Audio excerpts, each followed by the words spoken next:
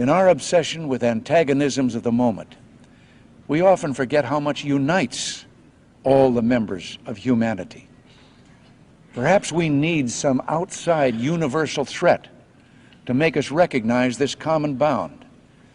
I occasionally think how quickly our differences worldwide would vanish if we were facing an alien threat from outside this world. And yet, I ask you, is not an alien force already among us? What could be more alien to the universal aspirations of our peoples than war and the threat of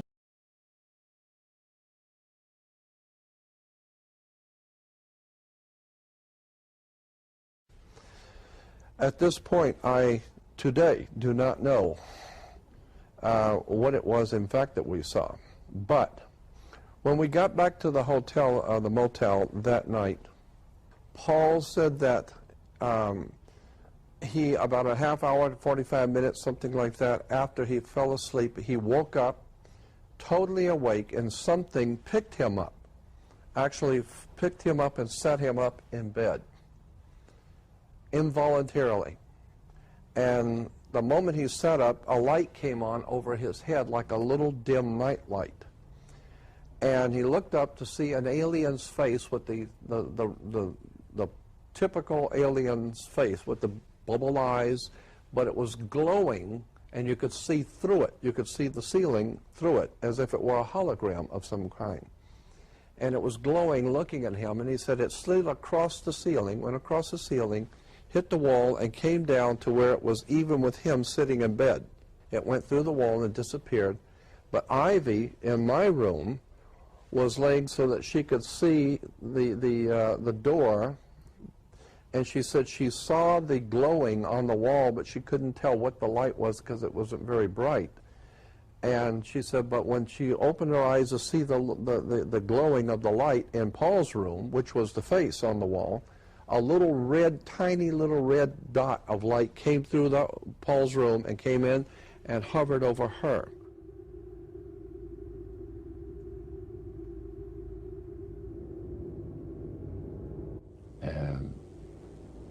The band leader says, how long have you fellas been involved with sorcery? And he shocked us a little bit. And I said, exactly what do you mean? Well, he said, you know, what you people are doing, talking to the supposed spirits of the dead. He says, this is silly.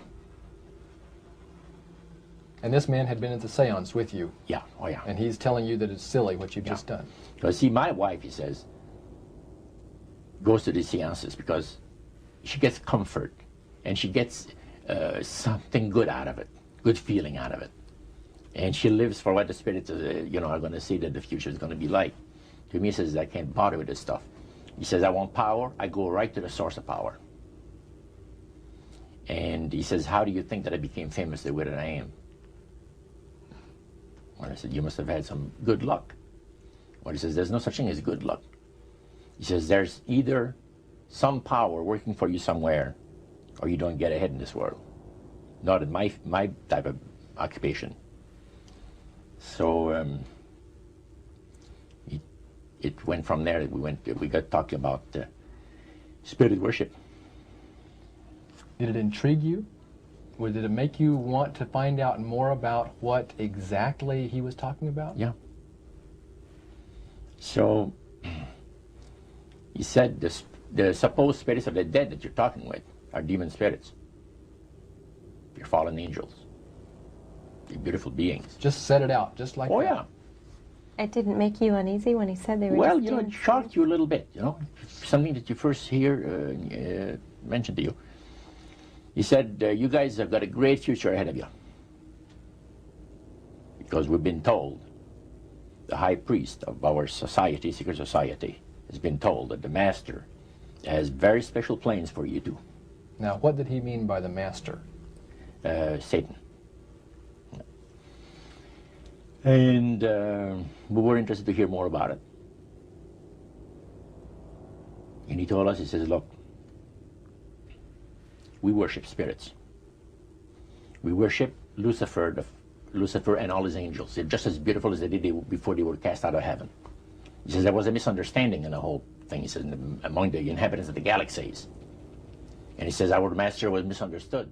Your friend, George, took you and Roland to this mansion where people worshipped the demons. What was it like there? What kind of people were there? Well, it was a big surprise for me, as I kind of made up in my mind an idea that they were going to be rough-looking characters.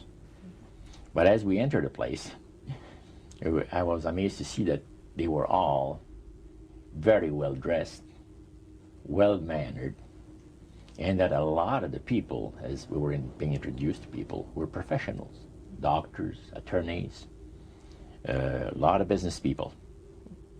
And see what they had? They had a praise session to the gods, which is the spirit counselors, which are in charge of legions of spirits. See what they had? They had a praise session to the gods, which is the spirit counselors, which are in charge of legions of spirits. Wow. Great son of all mortal wisdom, owl of Bohemia, we beseech thee, grant us thy counsel. So how did you feel when you walked into that room?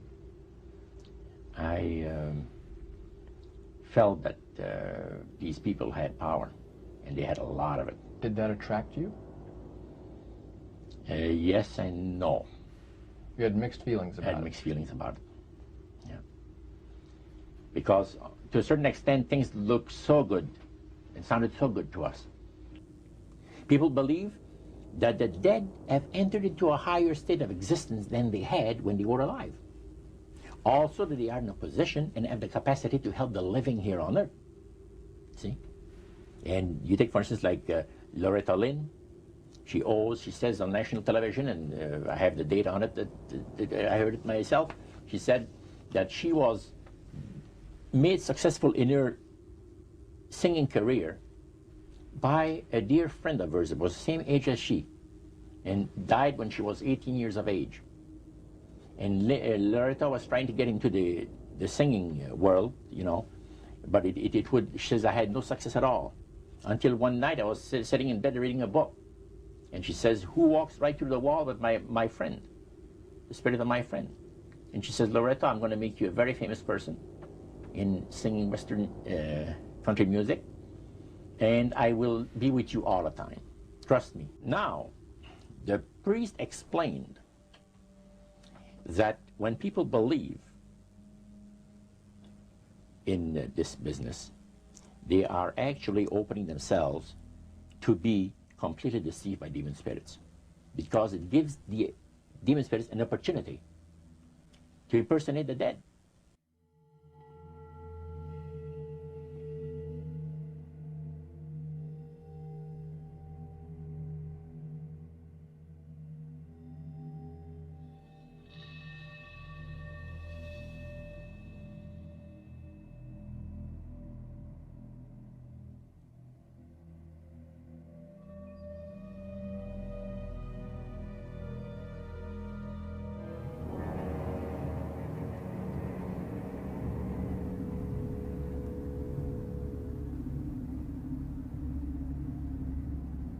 So, who are they talking to?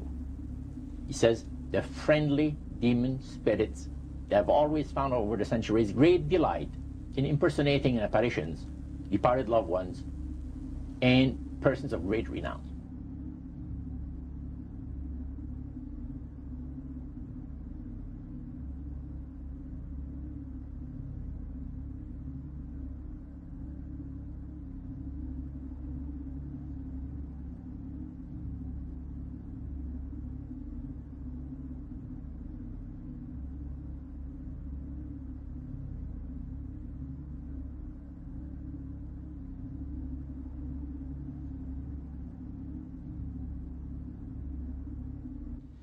Then the medium said, we have a very special surprise tonight for you people. A spirit will manifest itself openly here in a few minutes. And it's like a big gust of wind hit the building. right through the wall. And that translucent being seemed to come right out of the wall. How did you feel right at that moment? It's almost like my heart stopped a little bit. You know, very weird feeling. It was a lady in a beautiful evening gown, swirling. And she said to Mary, "My dear sister, you are so wonderful to have asked for me." And Mary fainted and fell right off her chair on the floor. And a couple of guys jumped up and picked her up, and spirit gone. And that was the beginning of it. That's how you got into it. Yeah, that's the way I got into it. After a while, you see, there's something interesting about the human mind. You can adjust to an awful lot of stuff. You can adjust to a lot of things that would terrify you to begin with. After a while, they become common and ordinary. So you mean contact with the supernatural can become commonplace and ordinary and doesn't bother anybody? Yeah. In other words, the more that you do it, you're not uncomfortable. That's right. It's just not an uneasy feeling. Yeah. So But how then, did you feel about it? Then I after got that? into a secret society that worshiped the spirits, you see. That Well, was okay, different. now how is that different from the seance, Roger?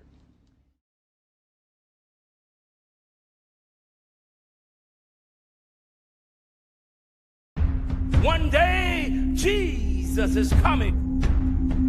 You may be at church. You may be at work.